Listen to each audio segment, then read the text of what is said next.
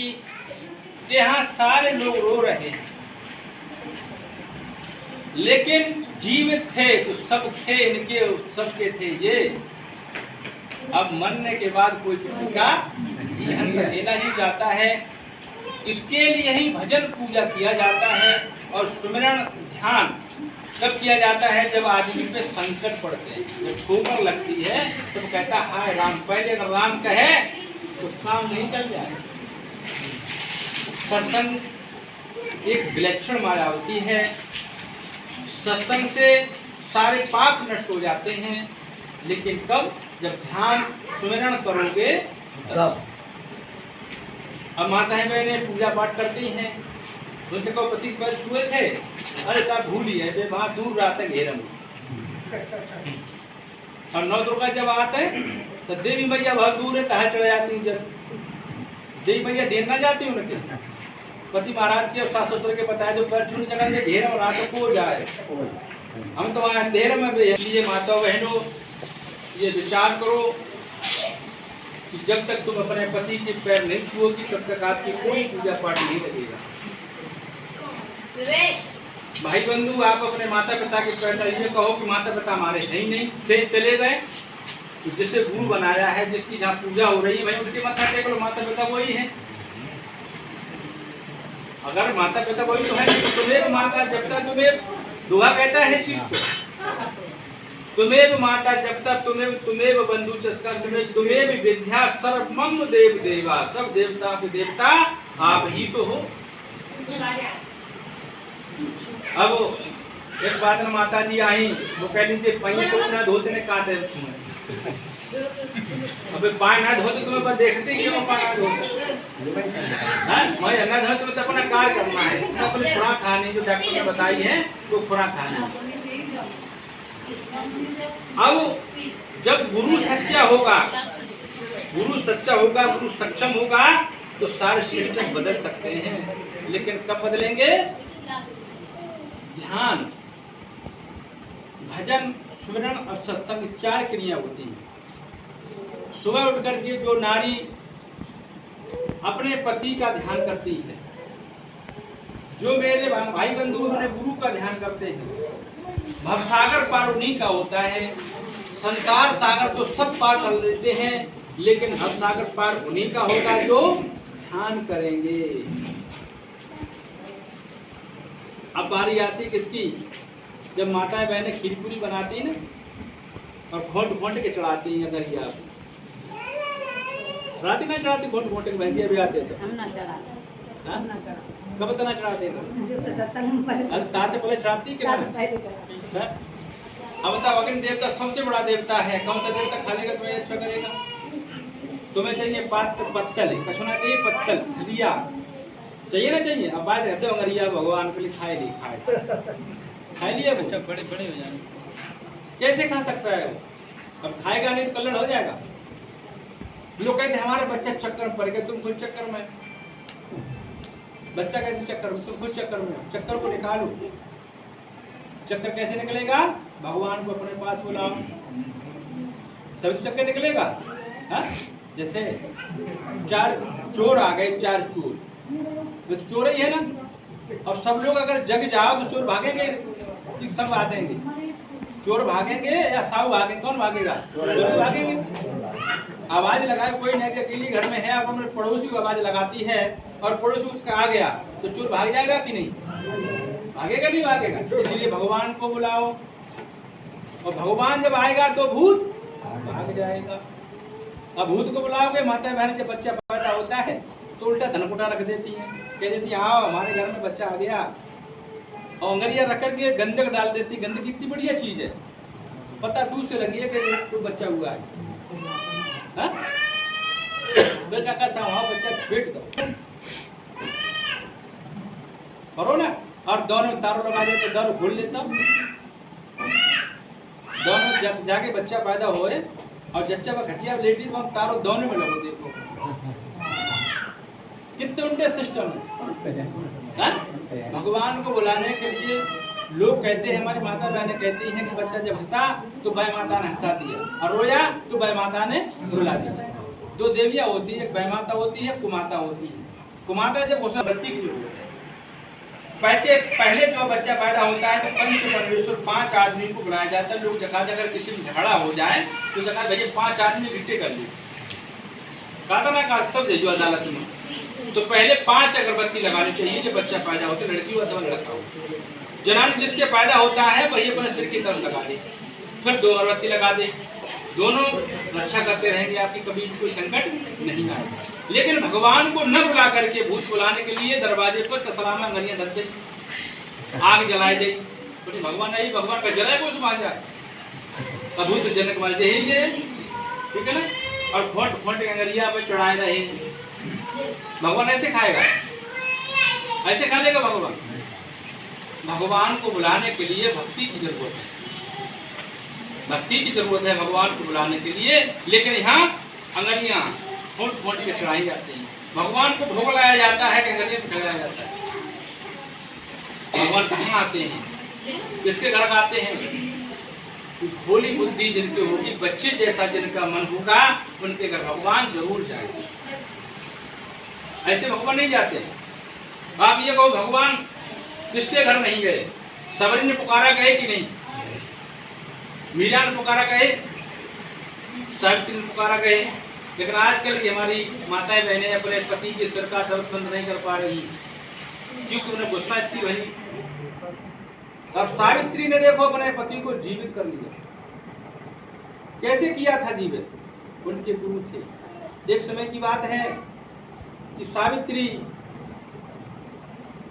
एक राजघराने की सुकन्या थी, रानी थी, और वो अपने आंगन में घूम रही थी।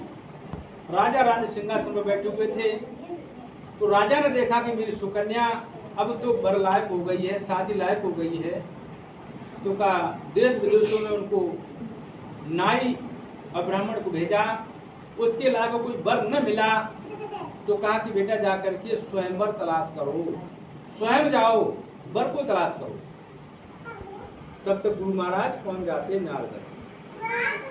नारद मुनि जब पहुंच जाते तो लोग खुशी राजा रानी हो जाते हैं और अपनी लड़की का हाथ दिखाते हैं गुरु महाराज को। कहते हैं कि बेटा गुरु महाराज मेरी सुकन्या का हाथ देखो। आज कहते लौड़िया क्यों ना बेगन है, अब वो कहते मेरी सुकन्या का हाथ देखो।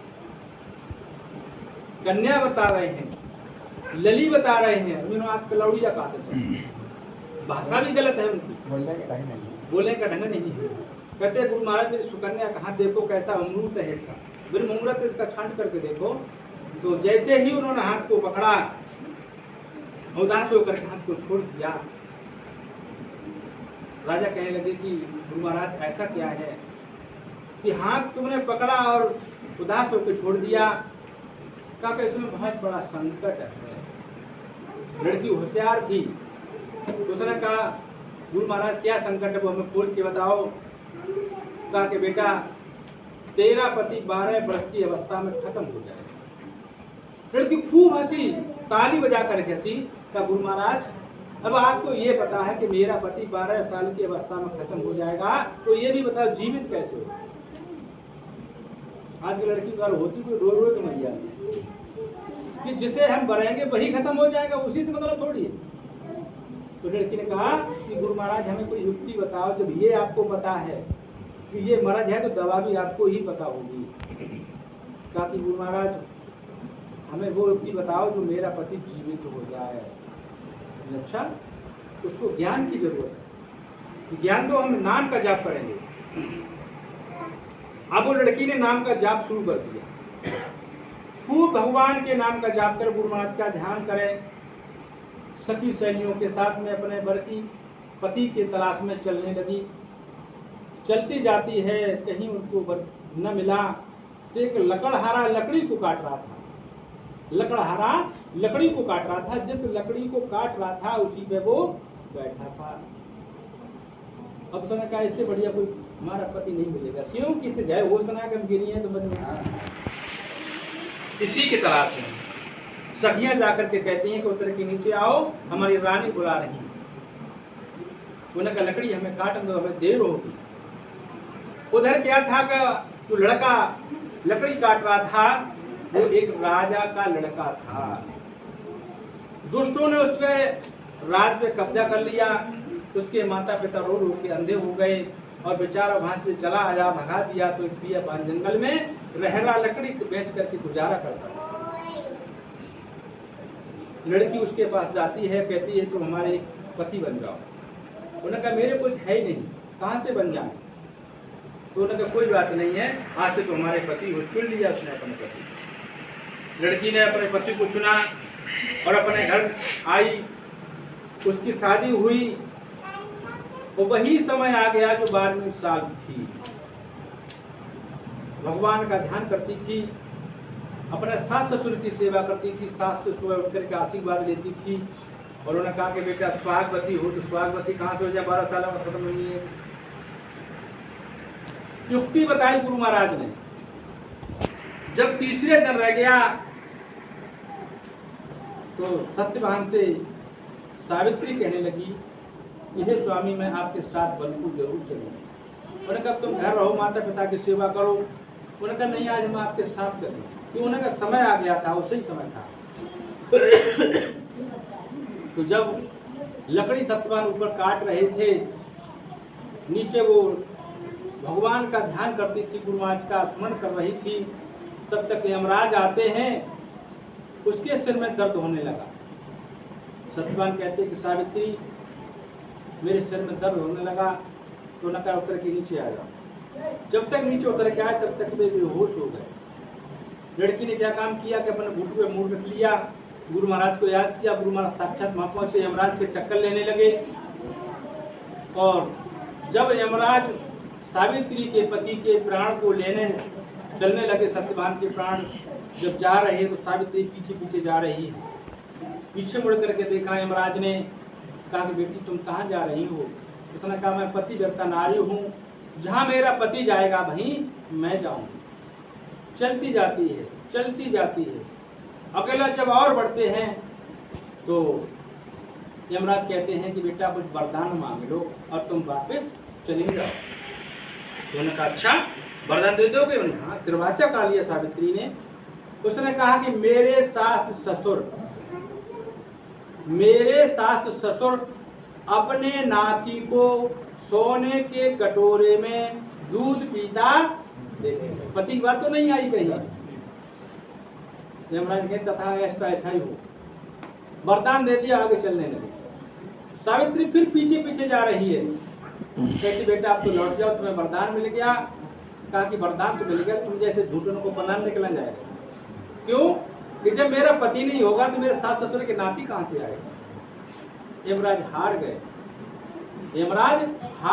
यमराज ने यानी जो है हार करके अपना पूरा त्याग पत्र दे दिया, किसी को हम दर्शन नहीं देंगे। तो सावित्री क्या कहती है? अपने पति जब जीवित हो जाते हैं, सावित्री क्या कहती है कि हार न हिम्मत।